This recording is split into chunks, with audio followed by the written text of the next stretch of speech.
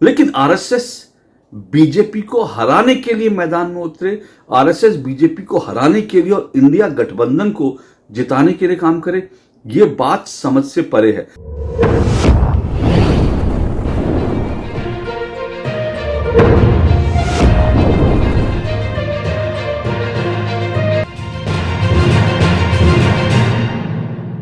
क्या राष्ट्रीय स्वयंसेवक संघ यानी कि आरएसएस ने नरेंद्र मोदी के खिलाफ मोर्चा खोल दिया है? क्या आरएसएस ने यह तय कर लिया है कि किसी भी हाल में बीजेपी को 370 सीटें नहीं जीतने देंगे चुनाव में?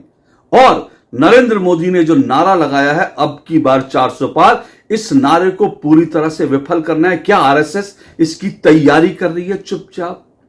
क्या आरएसएस ने यह तय कर लिया है कि संविधान को बचाने के लिए 2024 के लोकसभा चुनाव में इंडिया अलायंस यानी इंडिया गठबंधन को हर हाल में चुनाव जिताना ही है? यह सुनकर के आप थोड़ा हैरान हो गए होंगे, लेकिन ऐसी कुछ खबरें लगातार चल रही हैं।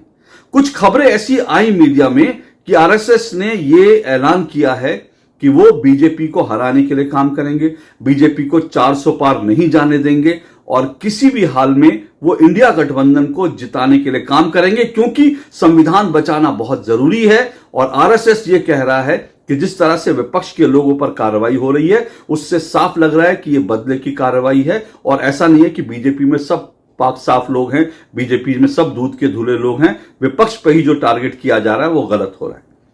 ऐसी कुछ खबरें आई। जब खबरें आई तो फिर माथा ठनका मेरा भी। मैंने सोचा कि इस खबरों में क्या, हालांकि बीजेपी और आरएसएस के अंदर जो है कुछ जो है खींचतान, कुछ मनमुटाव की खबरें अक्सर आती रहती है। और आज से नहीं, काफी समय से, जब से बीजेपी सत्ता में आई, अटल बिहारी वाजपेयी प्रधानमंत्री बने या उससे पहले भी अगर जाएंगे, तो बीजेपी और आरएसएस में कुछ मुद्दों को लेकर मतभेदों की खबरें आती रहती हैं। लेकिन आरएसएस बीजेपी को हराने के लिए मैदान में उतरे, आरएसएस बीजेपी को हराने के लिए और इंडिया गठबंधन को जिताने के लिए काम करे, ये बात समझ से परे है। लेकिन क्या है ना कि ऐसा एक बाकायदा न सिर्फ खबरें आई हैं, बल्कि सोशल मीडिया पर वीडियो भी चल रहा है। मैं आपको इस वीडियो की स्क्रीनशॉट दिखाता हूं। मैं आपको वीडियो नहीं दिखाऊंगा, वीडियो क्यों नहीं दिखाऊंगा मैं आपको उसका कारण बाद में बताऊंगा। लेकिन ये स्क्रीनशॉट देखिए। इस तस्वीर में, इस वीडियो में बाकायदा एक व्यक्ति प्रेस कॉन्फ्रेंस कर रहा है और इस व्यक्ति के पीछे एक बड़ा सा बैनर लगा है, राष्ट्रीय स्वयंसेवक संघ। और इसकी जो लाइव स्ट्रीमिंग हुई उस पे ये लिखा आया कि राष्ट्रीय स्वयंसेवक संघ की प्रेस कॉन्फ्रेंस थोड़ी ही देर में लाइव। और उसके बाद वो व्यक्ति आता है और राष्ट्रीय स्वयंसेवक संघ का बैनर लगा हुआ है। और इस वीडियो के अंदर वो व्यक्ति जो आरएसएस का अध्यक्ष बताया जा रहा है, उसने कहा कि वो बीजेपी को 400 सीटें नहीं जीतने देंगे, आरएसएस ने यह तय कर लिया है। लेकिन अब ये गड़बड़ झाला क्या है? ऐसा संभव नहीं है, तो फिर ये सब क्या हो रहा है? दरअसल ये बहुत बड़ा फर्जीवाड़ा है और इस फर्जीवाड़े के पीछे एक व्यक्ति हैं, नागपुर के जनार्दन मून। आप ये भी जानते हैं कि ये प्रेस कॉन्फ्रेंस भी शायद, अगर मैं गलत नहीं हूं तो नागपुर में ही हुई थी और नागपुर ही संघ का मुख्यालय है। तो जब नागपुर में आरएसएस की प्रेस कॉन्फ्रेंस हो, आरएसएस का बैनर लगाकर हो, तो फिर बहुत सारे लोग ये सोचेंगे आरएसएस ने तय कर लिया बीजेपी को हराना है, इंडिया गठबंधन को जिताना है। तो ये, लेकिन इस पूरे गड़बड़ झाले, इस पूरे फर्जीवाड़े के पीछे एक व्यक्ति, जो नागपुर का व्यक्ति है, उसका नाम है जनार्दन मून। और इस जनार्दन मून ने राष्ट्रीय स्वयंसेवक संघ के नाम से एक संस्था बना ली है और उस संस्था को बना करके उसका ये अध्यक्ष बन बैठा है। और उसी बैनर के तले इसने जो है ये पूरा फर्जीवाड़ा किया।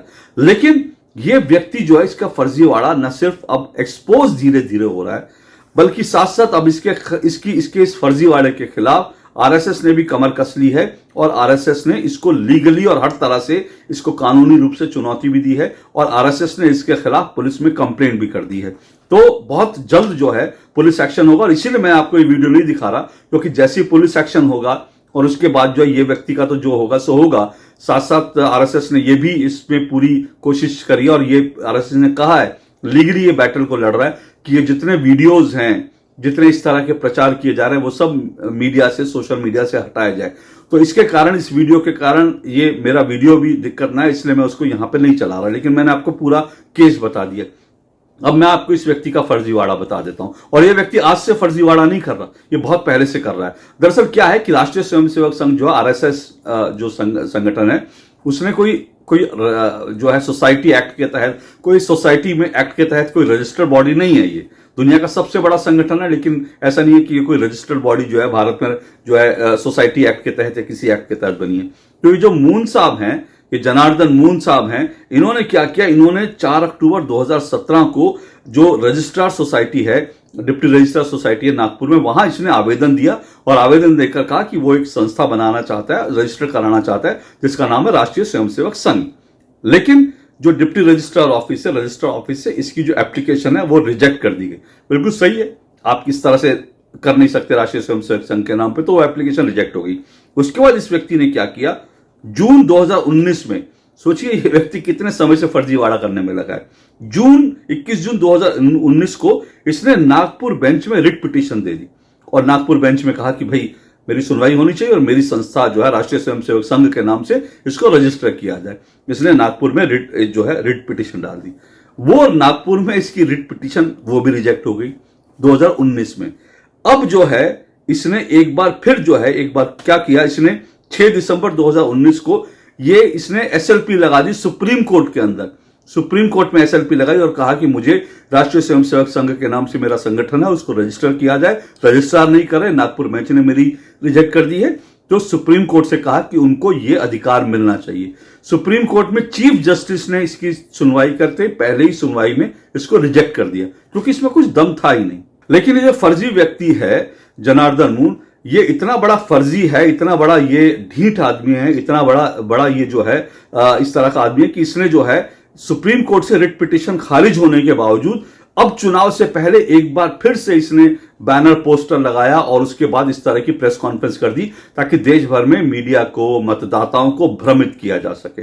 अब जाहिर सी एक बात तो समझ में आती है, इसने जो इतना बड़ा कदम उठाया है और इसने जो है ये भी कहा है कि इंडी गठबंधन को वोट दे, इसकी सोचिए, रजिस्ट्रार ऑफिस से रिजेक्ट होने के बाद, नागपुर बेंच से रिजेक्ट होने के बाद और साथ साथ सुप्रीम कोर्ट से रिजेक्ट होने के बाद इसने उसके बावजूद ये जो कोशिश की है, इससे एक बात तो साफ है कि इसको ऐसा करने के लिए किसी ने बहुत बड़ी फंडिंग की है, किसी ने इसको पैसा दिया है।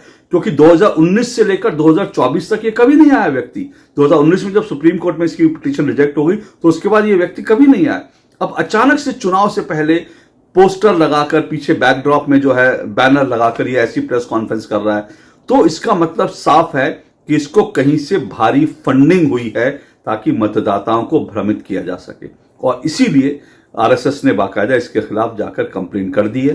तो ये जो कंप्लेन है इसके खिलाफ तो कार्रवाई होगी, लेकिन आप जो है सतर्क हो जाइए। इस तरह की कोई भी खबर हो, इस तरह की कोई भी चर्चा हो, क्योंकि हो सकता है आपके व्हाट्सएप पे फेक न्यूज फैलाने का, चुनाव में बहुत फेक न्यूज फैलती हैं, हो सकता है आपके व्हाट्सएप पे ऐसा कोई मैसेज आ जाए, हो सकता है आपके व्हाट्सएप पे प्रेस कॉन्फ्रेंस की जो है कोई क्लिपिंग आपके व्हाट्सएप पर आ जाए। तो इस तरह की एक फेक नैरेटिव बनाने की कोशिश जो होगी, हो सकता है आपको कोई आपका मित्र ही कहे अरे मैंने खुद देखी है वीडियो और उसमें जो है आरएसएस ने ऐसा कह दिया, तो ऐसी सब चीजें हो सकती हैं। तो आप सतर्क रहें, सावधान रहे। इसलिए मैं आपको बता रहा हूं, ये जनार्दन मून का ये फर्जीवाड़ा है, इस फर्जीवाड़े में ना फंसे, सावधान रहे, सतर्क रहे। आज के लिए इतना ही, नमस्कार।